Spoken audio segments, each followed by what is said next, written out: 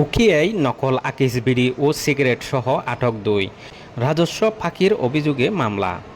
কক্সবাজারের উখিয়া উপজেলা হলদিয়া পালং ইউনিয়নের মরিচা পাতাবাড়ি বাজার এলাকায় অভিযান চালিয়ে বিপুল পরিমাণ নকল আকিস বিড়ি ও সিগারেট সহ 2 জনকে আটক করা হয়।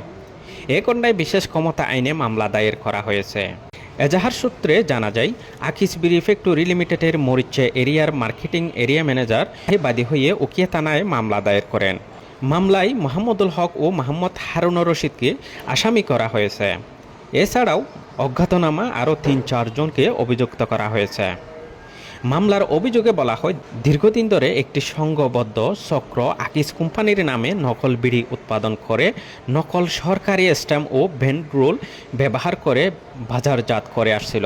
গোপন সম্পাদের ভিত্তিতে গত 7 মে বিকেল 4টার দিকে মরিচা পাতাবাড়ি বাজার এলাকায় অভিযান চালানো হয়।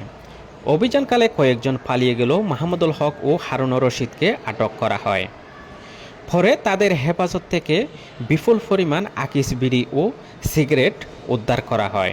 উদ্ধারকৃত পণ্যের গায়ে নকল সরকারি স্ট্যাম্প ও ব্যানরোল লাগানো ছিল বলে অভিযোগে উল্লেখ করা হয়েছে। খবর পেয়ে উখিয়া থানা পুলিশের একটি টহল টিম ঘটনাস্থলে পৌঁছে জব্দকৃত আলামত সহ আটক 2 জনকে থানায় নিয়ে যায়। পুলিশ জানিয়েছে, ঘটনার সঙ্গে জড়িত পলাতক অন্যান্য আসামিদের শনাক্ত ও গ্রেপ্তারের অভিযান অব্যাহত রয়েছে।